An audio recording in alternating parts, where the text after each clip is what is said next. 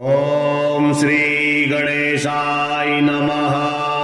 अथ श्री नारायण हृदय स्तोत्रम् विनियोगः। ओम अस्य श्री नारायण हृदय स्तोत्र महामन्त्रस्य ब्रह्मा ऋषिः अनुष्टुप् छन्दः लक्ष्मी नारायणो देवता नारायण प्रीत्यर्थे जपे विनियोगः। ध्यानम् उद्यतादिद संकासम् पीतवासां चतुर्भुजाम् शंखचक्र गदापाणिम् ध्यायेत् लक्ष्मीपतिं हरिम्। ओम नारायणः परं ज्योतिर् आत्मा नारायणः परः नारायणः परं ब्रह्म नारायण नमोस्तुते। नारायणः परो देवो धाता नारायणः परः नारायणः परो धाता नारायण नमोस्तुते। नारायणः परं धाम ध्यानं नारायणः परः नारायण परो धर्मो नारायण नमोस्तुते। नारायणः परो देवो विद्या नारायणः परः विश्वं नारायणः साक्षात् नारायण नमोस्तुते। नारायणाद् विधिर्जातो जातो नारायणाद् भवः जातो नारायणादिन्द्रो नारायण नमोस्तुते। रविर्नारायणस्तेजः चन्द्रो नारायणो महा वह्नि नारायणः साक्षात् नारायण नमोस्तुते। नारायण उपास्यः स्यात् गुरुर्नारायणः परः नारायणः परो बोधो नारायण नमोस्तुते। नारायणः फलं मुख्यं सिद्धिर्नारायणः सुखम् हरिर्नारायणः शुद्धिर्नारायण नमोस्तुते। निगमा वेदितानन्ता कल्याण गुणवारिधि नारायण नमस्तेस्तु नरकारणवतारका। जन्म मृत्यु जरा व्याधि पारतन्त्रादिभिः सदा दोषैरस्मिष्टरूपाय नारायण नमोस्तुते। वेदशास्त्रार्थ विज्ञान साध्य भक्ति गोचरा नारायण नमस्तेस्तु मामुद्धर भवार्णवात् नित्यानंद महोदार परात्पर जगत्पते। नारायण नमस्तेस्तु मोक्ष साम्राज्यदायिने आब्रह्मस्त्र पर्यन्त मखिलात्म महाश्रय सर्वभूतात्म भूतात्मन् नारायण नमोस्तुते। पालिता शेष लोकाय पुण्य श्रवण कीर्तना नारायण नमस्तेस्तु प्रलयोदकशायिने निरस्त सर्वदोषाय भक्त्यादि गुणदायिने। नारायण नमस्तेस्तु त्वां विना नहि मे गतिः धर्मार्थ काम मोक्षाख्या पुरुषार्थ प्रदायिने। नारायण नमस्तेस्तु पुनस्तेस्तु नमो नमः। नारायण त्वमेवासि दहराख्ये हृदि स्थितः प्रेरिता प्रियमाणानां त्वया प्रेरितमानसः त्वददाज्ञां शिरसा कृत्वा भजामि जनपावनां नानोपासनमार्गाणां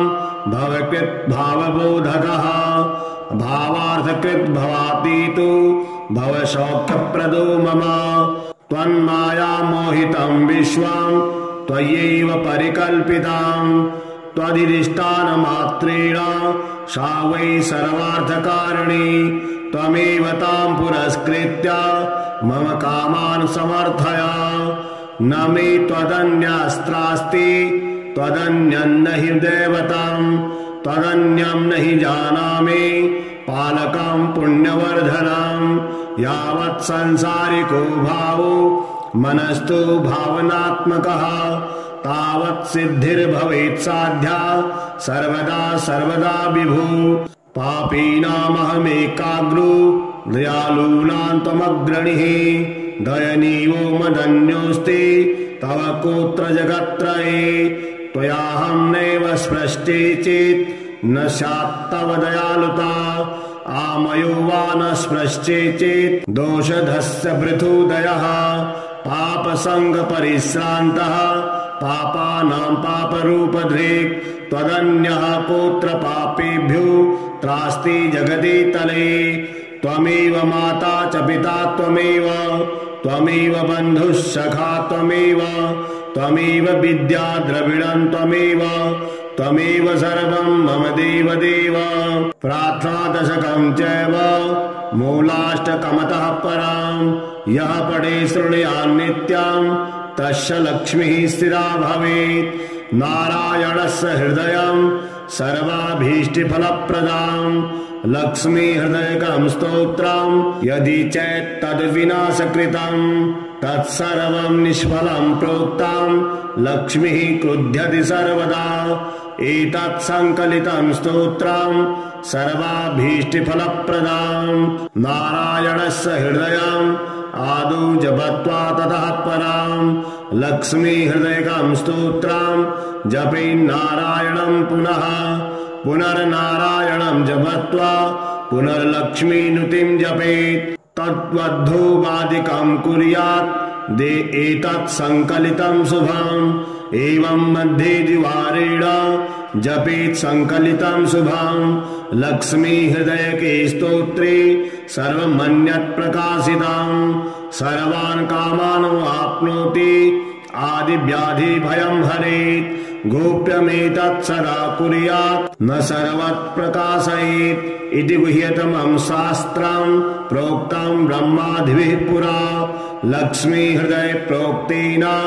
विधिना साधयेत् सुधिः तस्मात् सर्वप्रयत्नेन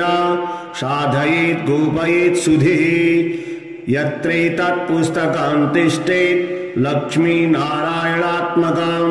भूतपैशाच बेताला भयं नैव तु सर्वदा भृगुवारे तथा रात्रौ पूजयेत् पुस्तकद्वयं सर्वदा स्तुत्यां गोपयेत् साधयेत् सुधिः गोपनात् साधना लोके धन्यो भवति तत्त्वतः ॐ नारायणः परं ज्योतिरात्मा नारायणः परः नारायणः परं ब्रह्म नारायण नमोऽस्तुते नारायणः परो देवो धाता नारायणः परः नारायणः परो धाता नारायण नमोऽस्तुते नारायणः परं धाम ध्यानं नारायणः परः नारायण परो धर्मो नारायण नमोऽस्तुते नारायणः परो देवो विद्या नारायणः परः विश्वं नारायणः साक्षात् नारायण नमोऽस्तुते नारायणाद् जातो नारायणाद् भवः जातो नारायणादिन्द्रो नारायण नमोऽस्तुते रविर्नारायणस्तेजः चन्द्रो नारायणो महा वह्नि नारायणः साक्षात् नारायण नमोऽस्तुते नारायण उपास्यः स्यात् गुरुर्नारायणः परः नारायणः परो बोधो नारायण नमोऽस्तुते नारायणः फलं मुख्यं सिद्धिर्नारायणः सुखं हरिर्नारायणः शुद्धिर्नारायण नमोऽस्तुते निगमावेदितानन्ता कल्याण गुणवारिधे नारायण नमस्तेस्तु नरकारणवतारका जन्म मृत्यु जरा व्याधि पारतन्त्रादिभिः सदा दोषैरस्मिष्टरूपाय नारायण नमोऽस्तुते वेदशास्त्रार्थ विज्ञान साध्य भक्ति गोचरा नारायण नमस्तेस्तु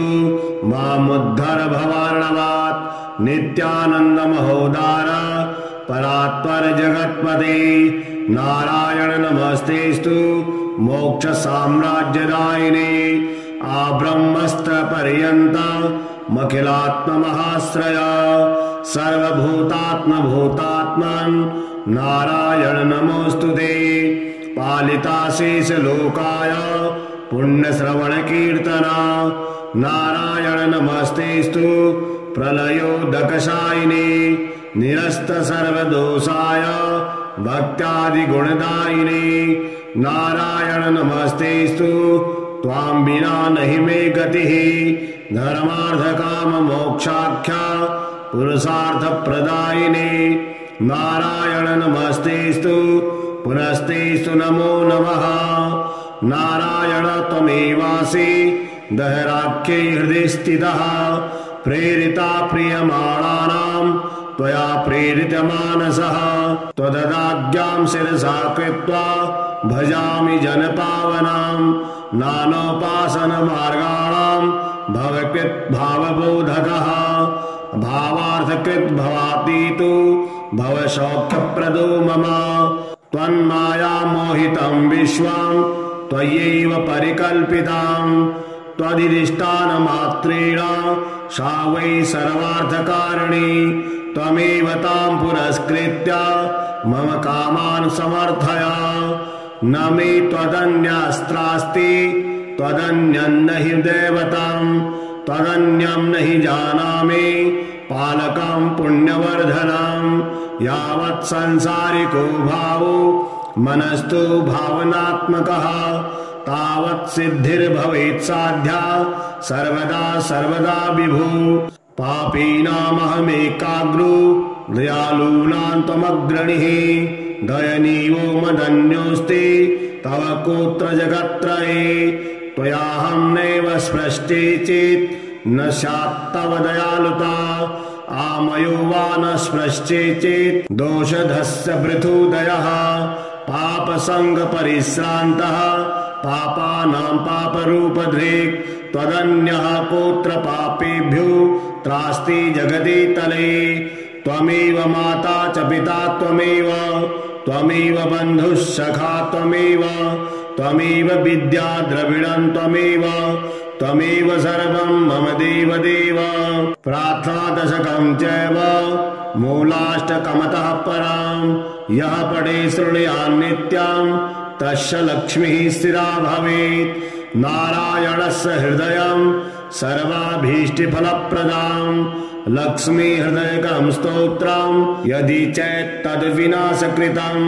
तत्सर्वं निष्फलं प्रोक्तं लक्ष्मीः क्रुध्यति सर्वदा एतत् संकलितं स्तोत्रं सर्वाभीष्टफलप्रदां नारायणस्य हृदयं आदौ जपत्वा ततः परां लक्ष्मी हृदयकं स्तोत्रं जपेन्नारायणं पुनः पुनर्नारायणं जपत्वा पुनर्लक्ष्मीनुतिं जपेत् तद्वद्धूपादिकं कुर्यात् दे एतत् संकलितं शुभम् एवं मध्ये द्विवारेण जपेत् संकलितं शुभम् लक्ष्मी हृदयके स्तोत्रे सर्वमन्यत् प्रकाशितं सर्वान् कामान् वाप्नोति आदिव्याधि भयं हरेत् गोप्यमेतत् सदा कुर्यात् न सर्वत् प्रकाशयेत् इति गुह्यतमं शास्त्रं प्रोक्तं ब्रह्मादिभिः पुरा लक्ष्मी हृदय प्रोक्तेन विधिना साधयेत् सुधिः तस्मात् सर्वप्रयत्नेन साधयेत् गोपयेत् सुधिः यत्रैतत् पुस्तकं तिष्ठेत् लक्ष्मी नारायणात्मकं भूतपैशाच बेताला भयं नैव तु सर्वदा भृगुवारे तथा रात्रौ पूजयेत् पुस्तकद्वयं सर्वदा सर्वदा स्तुत्यां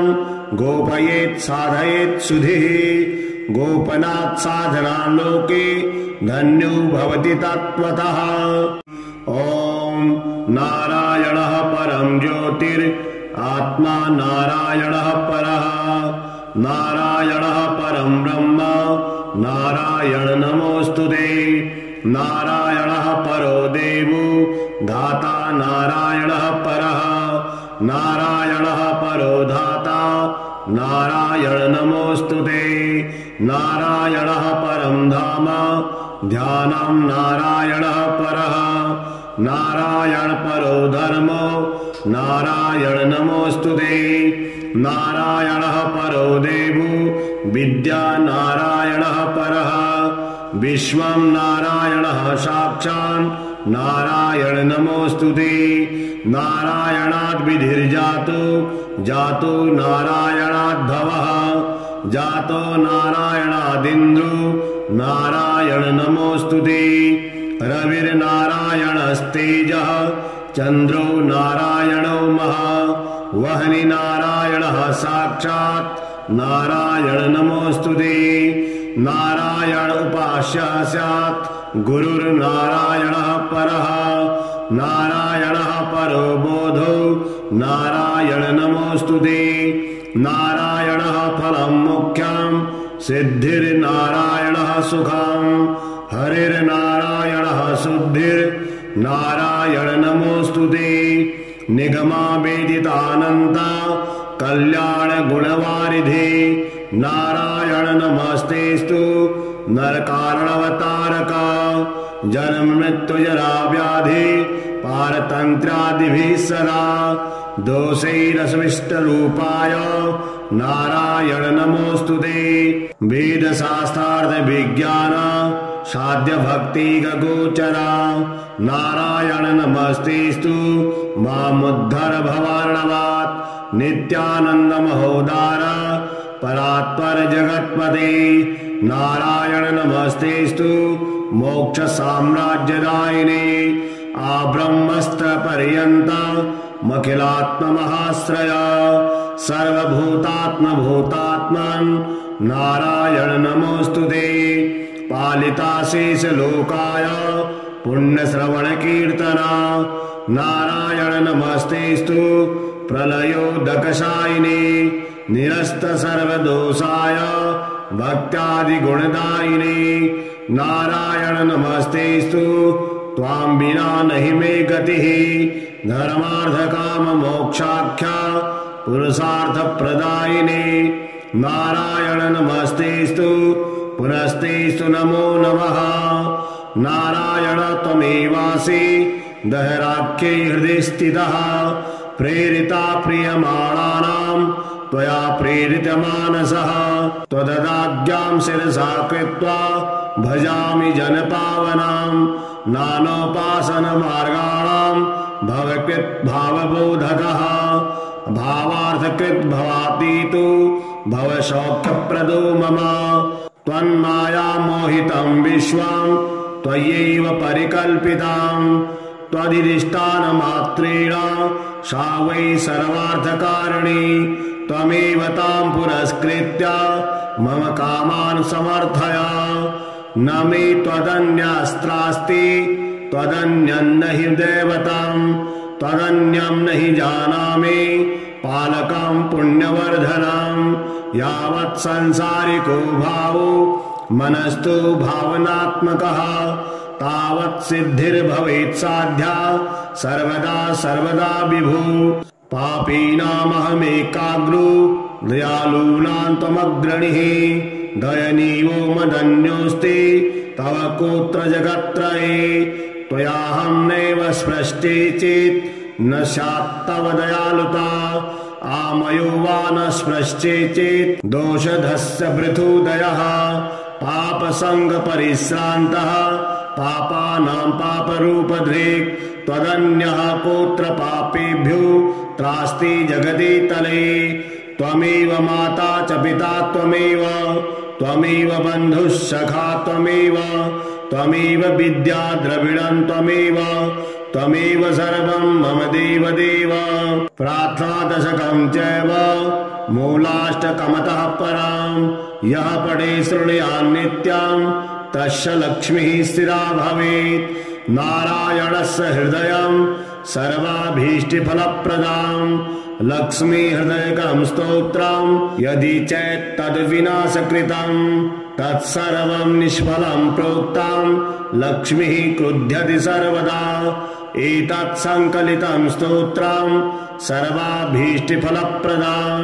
नारायणस्य हृदयं आदौ जपत्वा ततः परां लक्ष्मी हृदयकं स्तोत्रं जपेन्नारायणं पुनः पुनर्नारायणं जपत्वा पुनर्लक्ष्मीनुतिं जपेत् तद्वद्धूपादिकं कुर्यात् एतत् संकलितं शुभम्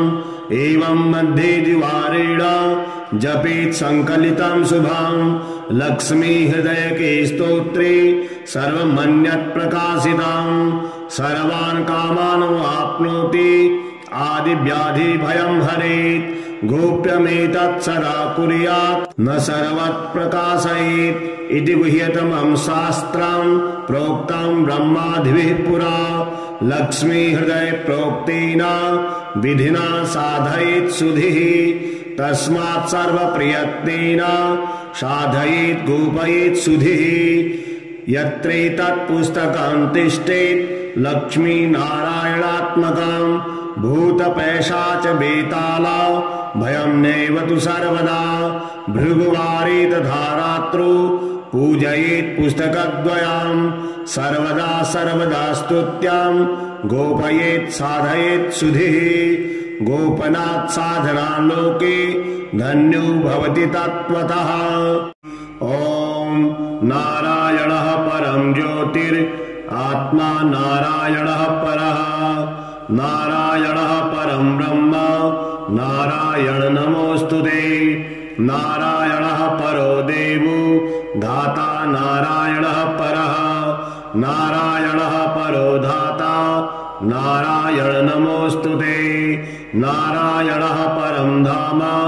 ध्यानं नारायणः परः नारायण परो धर्मो नारायण नमोऽस्तुते नारायणः परो देवो विद्या नारायणः परः विश्वं नारायणः साक्षात् नारायण नमोऽस्तुते नारायणाद् विधिर्जातो जातो नारायणाद् भवः जातो नारायणादिन्द्रो नारायण नमोऽस्तुते रविर्नारायणस्तेजः चन्द्रो नारायणो महा वह्नि नारायणः साक्षात् नारायण नमोऽस्तुते नारायण उपास्यः स्यात् गुरुर्नारायणः परः नारायणः परो बोधो नारायण नमोऽस्तुते नारायणः फलं मुख्यं सिद्धिर्नारायणः सुखं हरिर्नारायणः शुद्धिर्नारायण नमोऽस्तुते निगमावेदितानन्ता कल्याण गुणवारिधे नारायण नमस्तेस्तु नरकारणवतारका जन्म मृत्यु जरा व्याधि पारतन्त्रादिभिः सदा दोषैरस्मिष्टरूपाय नारायण नमोऽस्तुते वेदशास्त्रार्थ विज्ञान साध्य भक्ति गोचरा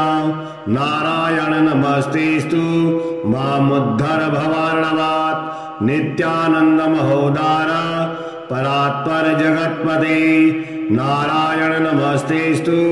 मोक्ष साम्राज्यदायिने आब्रह्मस्त्र पर्यन्त मखिलात्म महाश्रय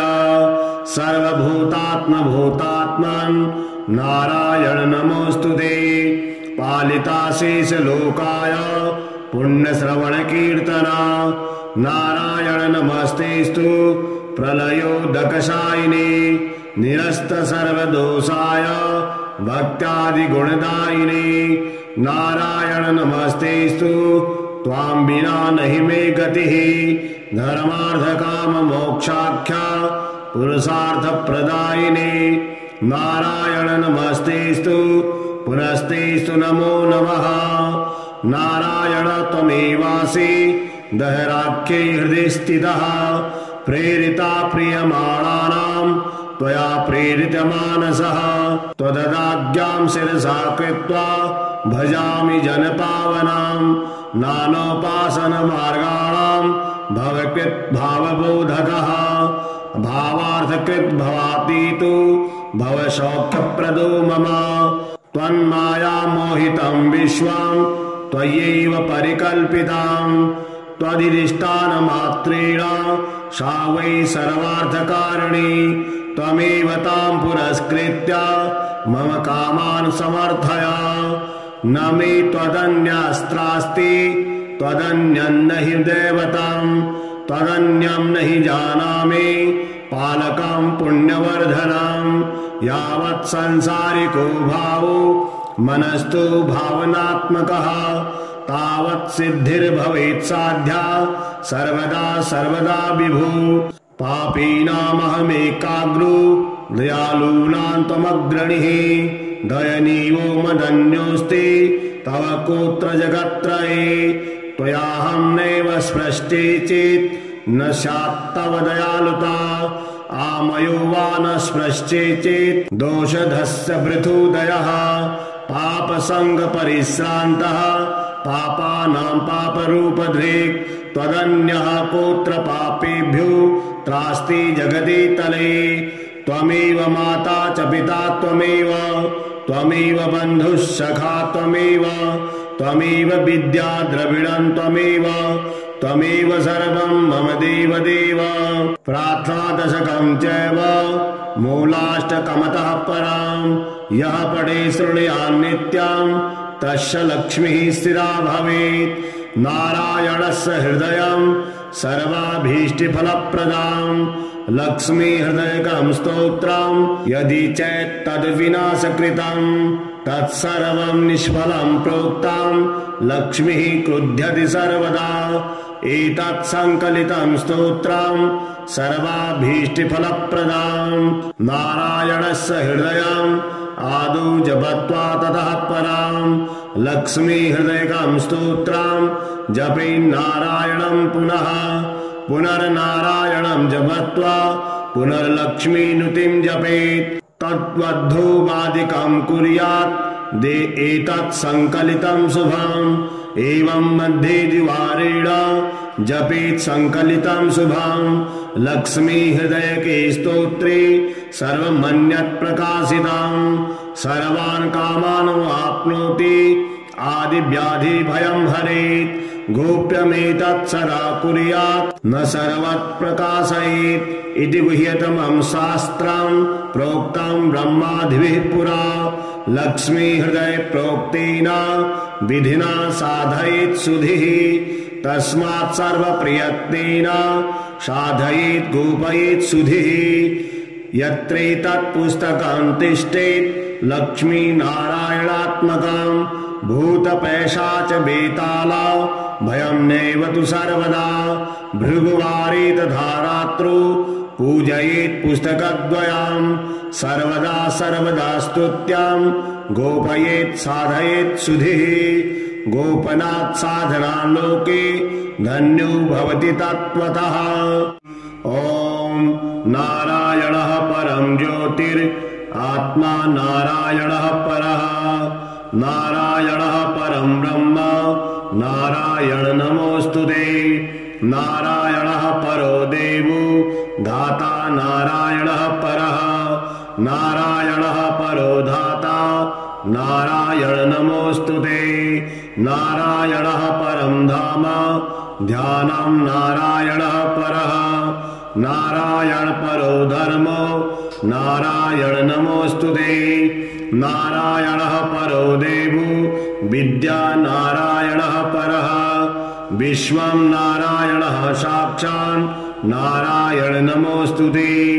नारायणाद् विधिर्जातो जातो नारायणाद् भवः जातो नारायणादिन्द्रो नारायण नमोऽस्तुते रविर्नारायणस्तेजः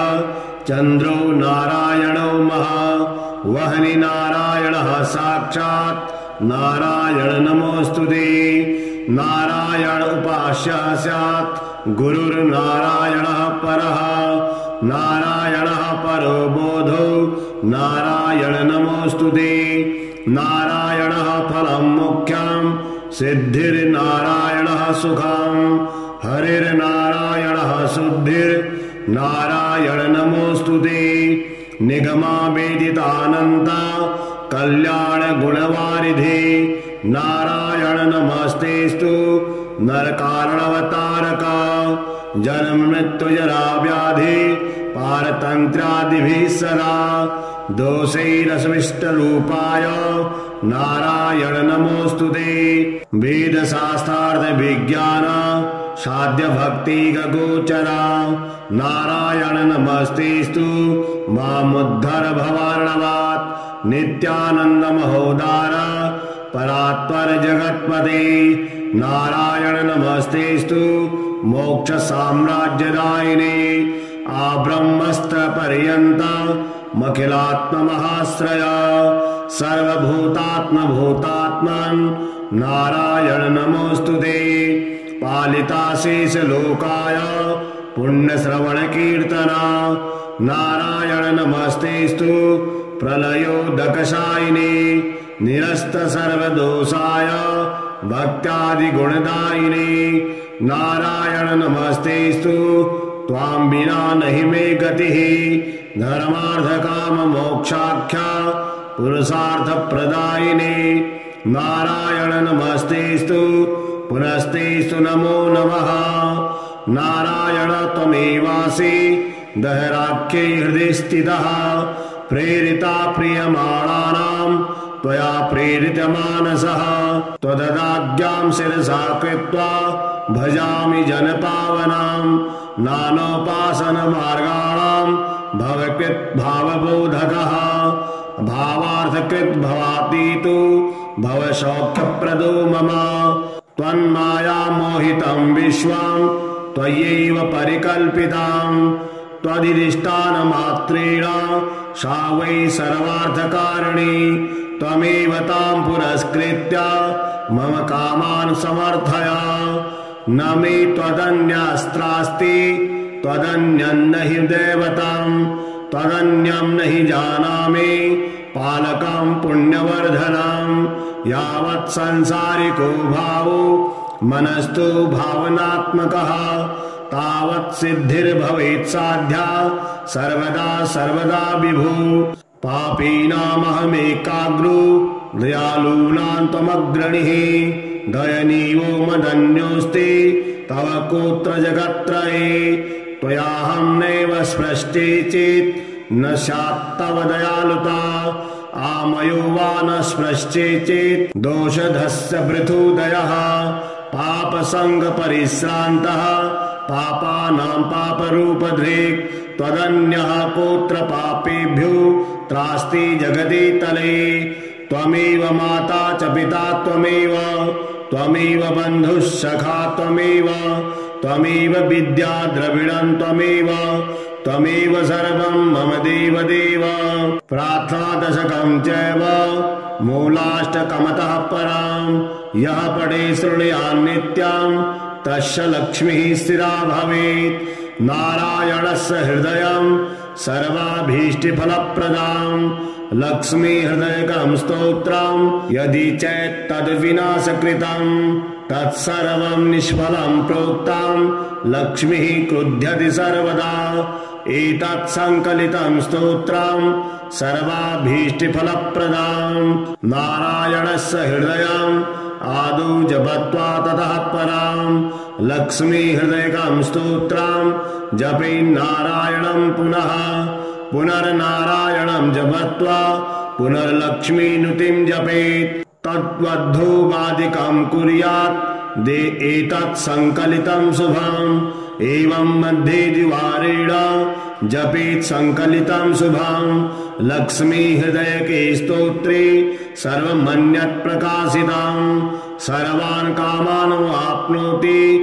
आदिव्याधि भयं हरेत् गोप्यमेतत् सदा कुर्यात् न सर्वत् प्रकाशयेत् इति गुह्यतमं शास्त्रं प्रोक्तं ब्रह्मादिभिः पुरा लक्ष्मी हृदय प्रोक्तेन विधिना साधयेत् सुधिः तस्मात् सर्वप्रयत्नेन साधयेत् गोपयेत् सुधिः यत्रैतत् पुस्तकं तिष्ठेत् लक्ष्मी नारायणात्मकं भूतपैशाच बेताला भयं नैव तु सर्वदा भृगुवारे तथा रात्रौ पूजयेत् पुस्तकद्वयाम् सर्वदा सर्वदा स्तुत्याम्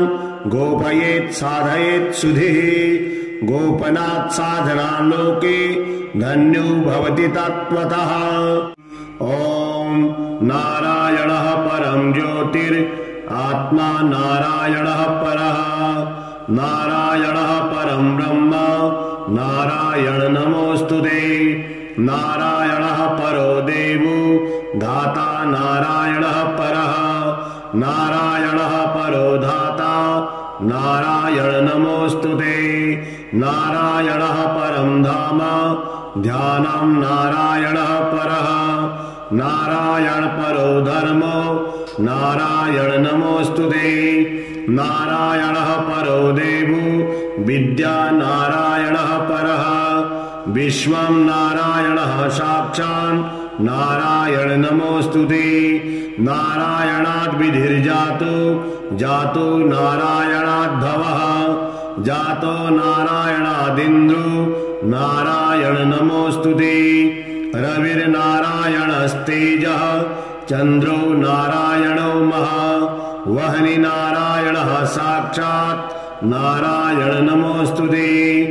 नारायण उपास्यः स्यात् गुरुर्नारायणः परः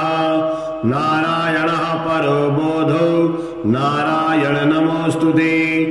नारायणः फलं मुख्यं सिद्धिर्नारायणः सुखं हरिर्नारायणः शुद्धिर्नारायण नमोऽस्तुते निगमा वेदितानन्ता कल्याण गुणवारिधि नारायण नमस्तेस्तु नरकारणवतारका जन्म मृत्यु जरा व्याधि पारतन्त्रादिभिः सदा दोषैरस्मिष्टरूपाय नारायण नमोऽस्तुते वेदशास्त्रार्थ विज्ञान साध्य भक्ति गोचरा नारायण नमस्तेस्तु मामुद्धर भवार्णवात् नित्यानंद महोदार परात्पर जगत्पते नारायण नमस्तेस्तु मोक्ष साम्राज्यदायिने आब्रह्मस्त्र पर्यन्त मखिलात्म महाश्रय सर्वभूतात्म भूतात्मन् नारायण नमोऽस्तुते पालिता शेष लोकाय पुण्य श्रवण कीर्तना नारायण नमस्तेस्तु प्रलयोदकशायिने निरस्त सर्वदोषाय भक्त्यादि गुणदायिने नारायण नमस्तेस्तु त्वां विना नहि मे गतिः धर्मार्थ काम मोक्षाख्या पुरुषार्थ प्रदायिने नारायण नमस्तेस्तु पुनस्तेस्तु नमो नमः नारायण त्वमेवासि दहराख्ये हृदि स्थितः प्रेरिता प्रियमाणानां त्वया प्रेरितमानसः त्वददाज्ञां शिरसा कृत्वा भजामि जनपावनां नानोपासनमार्गाणां भवकृत् भावबोधकः भावार्थकृत् भवातीतो भवसौख्यप्रदो मम त्वन्माया मोहितं विश्वं त्वयैव परिकल्पितां त्वदिष्टानमात्रेण सा वै सर्वार्थकारिणी त्वमेव तां पुरस्कृत्य मम कामान् समर्थय न मे त्वदन्यस्त्रास्ति त्वदन्यं न हि दैवतं त्वदन्यं न हि जानामि पालकं पुण्यवर्धनं यावत् संसारिको भावो मनस्तु भावनात्मकः तावत् सिद्धिर्भवेत् साध्या सर्वदा सर्वदा विभु पापीनामहमेकाग्रो दयालूनां त्वमग्रणीः दयनीयो मदन्योऽस्ति तव कोत्र जगत्त्रये त्वयाहं नैव स्पृष्टे चेत् न स्यात् तव दयालुता आमयो वा न स्पृष्टे चेत् दोषधस्य पृथुदयः पापसङ्गपरिश्रान्तः पापानां पापरूपधृक् त्वदन्यः कोत्र पापेभ्यो त्रास्ति जगति तले त्वमेव माता च पिता त्वमेव बन्धुः सखा त्वमेव विद्या द्रविणं त्वमेव त्वमेव सर्वं मम देवदेव। प्रार्थनादशकं चैव मूलाष्टकमतः परां यः पठे शृणुयात् नित्यं तस्य लक्ष्मीः स्थिरा भवेत्। नारायणस्य हृदयं सर्वाभीष्टफलप्रदां लक्ष्मी हृदयकं स्तोत्रं यदि चेत् तद्विनाशकृतं तत्सर्वं निष्फलं प्रोक्तं लक्ष्मीः क्रुध्यति सर्वदा। एतत् संकलितं स्तोत्रं सर्वाभीष्टफलप्रदां नारायणस्य हृदयम् आदौ जपत्वा ततः परां लक्ष्मी हृदयकं स्तोत्रं जपे नारायणं पुनः पुनर्नारायणं जपत्वा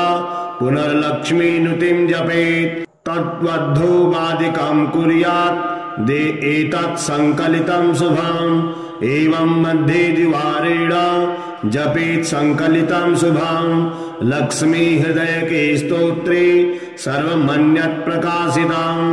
सर्वान् कामान् आप्नोति आदिव्याधि भयं हरेत्। गोप्यमेतत् सदा कुर्यात् न सर्वत् प्रकाशयेत् इति गुह्यतमं शास्त्रं प्रोक्तं ब्रह्मादिभिः पुरा। लक्ष्मी हृदय प्रोक्तेन विधिना साधयेत् सुधिः तस्मात् सर्वप्रयत्नेन साधयेत् गोपयेत् सुधिः। यत्रैतत् पुस्तकं तिष्ठेत् लक्ष्मी नारायणात्मकं भूतपैशाच बेताला भयं नैव तु सर्वदा। भृगुवारे तथा रात्रौ पूजयेत् पुस्तकद्वयं सर्वदा सर्वदा स्तुत्यं गोपयेत् साधयेत् सुधिः। गोपनात् साधना लोके धन्यो भवति तत्त्वतः। ॐ नारायणः परं ज्योतिर् आत्मा नारायणः परः नारायणः परं ब्रह्म नारायण नमोऽस्तुते। नारायणः परो देवो धाता नारायणः परः नारायणः परो धाता नारायण नमोऽस्तुते। नारायणः परं धाम ध्यानं नारायणः परः नारायण परो धर्मो नारायण नमोऽस्तुते। नारायणः परो देवो विद्या नारायणः परः विश्वं नारायणः साक्षात् नारायण नमोऽस्तुते। नारायणाद् विधिर्जातो जातो नारायणाद्भवः जातो नारायणादिन्द्रो नारायण नमोऽस्तुते। रविर्नारायणस्तेजः चन्द्रो नारायणो महा वह्नि नारायणः साक्षात् नारायण नमोऽस्तुते। नारायण उपास्यः स्यात् गुरुर्नारायणः परः नारायणः परो बोधो नारायण नमोऽस्तुते। नारायणः फलं मुख्यं सिद्धिर्नारायणः सुखं हरिर्नारायणः शुद्धिर्नारायण नमोऽस्तुते। निगमावेदितानन्ता कल्याण गुणवारिधि नारायण नमस्तेस्तु नरकारणवतारका। जन्म मृत्यु जरा व्याधि पारतन्त्रादिभिः सदा दोषैरस्मिष्टरूपाय नारायण नमोऽस्तुते। वेदशास्त्रार्थ विज्ञान साध्य भक्ति गोचरा नारायण नमस्तेस्तु मामुद्धर भवार्णवात्। नित्यानंद महोदार परात्पर जगत्पते नारायण नमस्तेस्तु मोक्ष साम्राज्यदायिने। आब्रह्मस्त्र पर्यन्त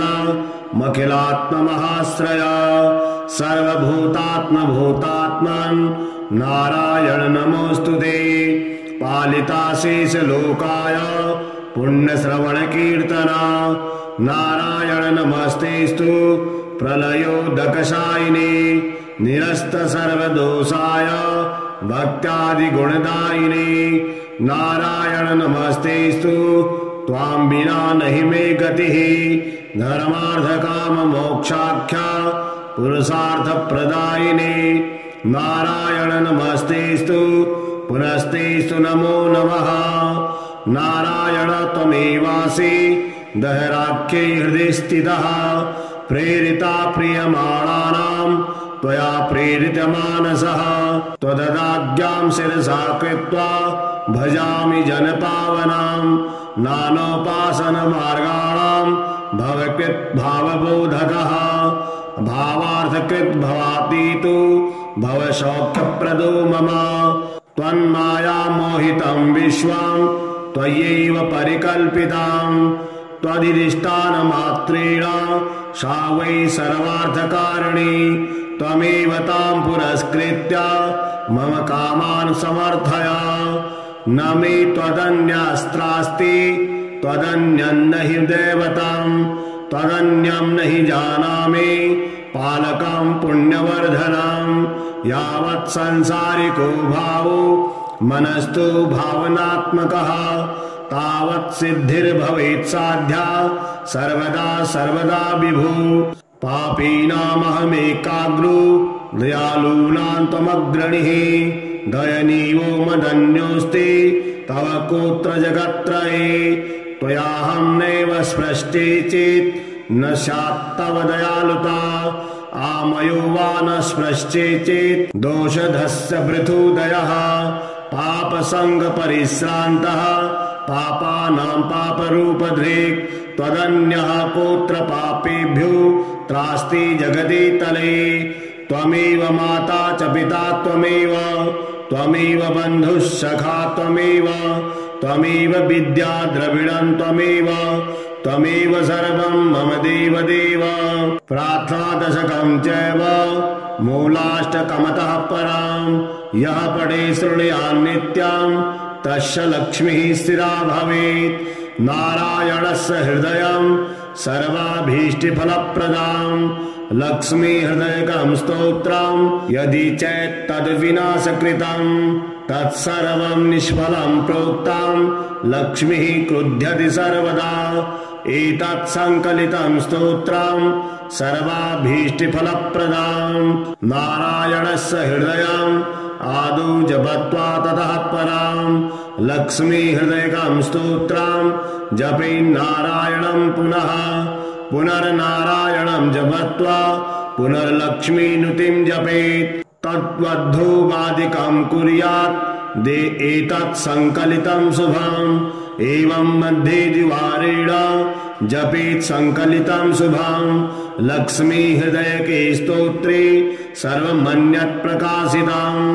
सर्वान् कामान् वाप्नोति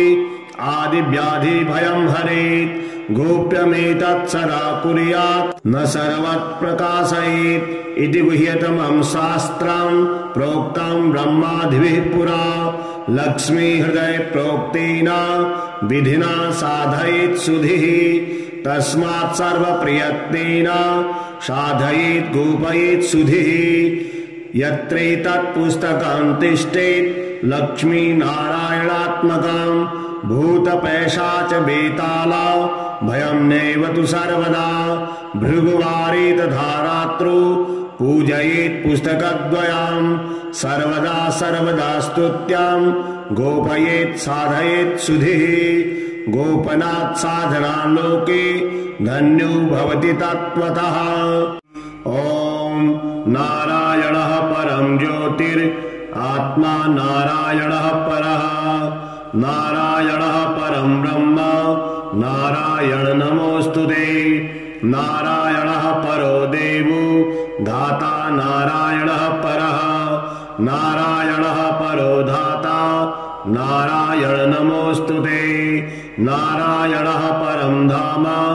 ध्यानं नारायणः परः नारायण परो धर्मो नारायण नमोऽस्तुते नारायणः परो देवो विद्या नारायणः परः विश्वं नारायणः साक्षात् नारायण नमोऽस्तुते नारायणाद् विधिर्जातो जातो नारायणाद्भवः जातो नारायणादिन्द्रो नारायण नमोऽस्तुते रविर्नारायणस्तेजः चन्द्रो नारायणो महा वह्नि नारायणः साक्षात् नारायण नमोऽस्तुते नारायण उपास्य स्यात् गुरुर्नारायणः परः नारायणः परो बोधो नारायण नमोऽस्तुते नारायणः फलं मुख्यं सिद्धिर्नारायणः सुखं हरिर्नारायणः शुद्धिर्नारायण नमोऽस्तुते निगमा वेदितानन्ता कल्याण गुणवारिधे नारायण नमस्तेस्तु नरकारणवतारका जन्म मृत्यु जरा व्याधि पारतन्त्रादिभिः सदा दोषैरस्मिष्टरूपाय नारायण नमोऽस्तुते वेदशास्त्रार्थ विज्ञान साध्य भक्तिगोचरा नारायण नमस्तेस्तु मामुद्धर भवार्णवात् नित्यानंद महोदार परात्पर जगत्पते नारायण नमस्तेस्तु मोक्ष साम्राज्यदायिने आब्रह्मस्त्र पर्यन्त मखिलात्म महाश्रय सर्वभूतात्म भूतात्मन् नारायण नमोऽस्तुते पालिताशेष लोकाय पुण्य श्रवण कीर्तना नारायण नमस्तेस्तु प्रलयोदकशायिने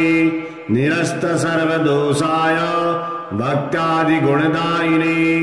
नारायण नमस्तेस्तु त्वां विना नहि मे गतिः धर्मार्थ काम मोक्षाख्या पुरुषार्थ प्रदायिने नारायण नमस्तेस्तु पुनस्तेस्तु नमो नमः नारायण त्वमेवासि दहराख्ये हृदि स्थितः प्रेरिता प्रियमाणानां त्वया प्रेरितमानसः त्वददाज्ञां शिरसा कृत्वा भजामि जनपावनां नानोपासनमार्गाणां भवकृत् भावबोधकः भावार्थकृत् भवातीतो भवसौख्यप्रदो मम त्वन्माया मोहितं विश्वं त्वयैव परिकल्पितां त्वदिष्टानमात्रेण सा वै सर्वार्थकारिणी त्वमेव तां पुरस्कृत्य मम कामान् समर्थय न मे त्वदन्यस्त्रास्ति त्वदन्यं न हि दैवतं त्वदन्यं न हि जानामि पालकं पुण्यवर्धनं यावत् संसारिको भावो मनस्तु भावनात्मकः तावत् सिद्धिर्भवेत् साध्या सर्वदा सर्वदा विभु पापीनामहमेकाग्रो दयालूनां त्वमग्रणीः दयनीयो मदन्योऽस्ति तव कोत्र जगत्त्रये त्वयाहं नैव स्पृष्टे चेत् न स्यात् तव दयालुता आमयो वा न स्पृष्टे चेत् दोषधस्य पृथुदयः पापसङ्गपरिश्रान्तः पापानां पापरूपधृक् त्वदन्यः कोत्र पापेभ्यो त्रास्ति जगति तले त्वमेव माता च पिता त्वमेव बन्धुः सखा त्वमेव विद्या द्रविणं त्वमेव सर्वं मम देवदेव प्रार्थनादशकं चैव मूलाष्टकमतः परां यः पठे शृणुयात् नित्यं तस्य लक्ष्मीः स्थिरा भवेत् नारायणस्य हृदयं सर्वाभीष्टफलप्रदां लक्ष्मी हृदयकं स्तोत्रं यदि चेत् तद्विनाशकृतं तत्सर्वं निष्फलं प्रोक्तं लक्ष्मीः क्रुध्यति सर्वदा एतत् संकलितं स्तोत्रं सर्वाभीष्टफलप्रदां नारायणस्य हृदयं आदौ जपत्वा ततः परां लक्ष्मी हृदयकं स्तोत्रं जपेन्नारायणं पुनः पुनर्नारायणं जपत्वा पुनर्लक्ष्मीनुतिं जपेत् तद्वद्धूपादिकं कुर्यात् दे एतत् संकलितं शुभम् एवं मध्ये द्विवारेण जपेत् संकलितं शुभम् लक्ष्मी हृदयके स्तोत्रे सर्वमन्यत् प्रकाशितं सर्वान् कामान् वाप्नोति आदिव्याधि भयं हरेत् गोप्यमेतत् सदा कुर्यात् न सर्वत्प्रकाशयेत् इति गुह्यतमं शास्त्रं प्रोक्तं ब्रह्मादिभिः पुरा लक्ष्मी हृदय प्रोक्तेन विधिना साधयेत् सुधिः तस्मात् सर्वप्रयत्नेन साधयेत् गोपयेत् सुधिः यत्रैतत् पुस्तकं तिष्ठेत् लक्ष्मीनारायणात्मकं भूतपैशाच बेताला भयं नैव तु सर्वदा भृगुवारे तथा रात्रौ पूजयेत् पुस्तकद्वयं सर्वदा स्तुत्यां गोपयेत् साधयेत् सुधिः गोपनात् साधना लोके धन्यो भवति तत्त्वतः।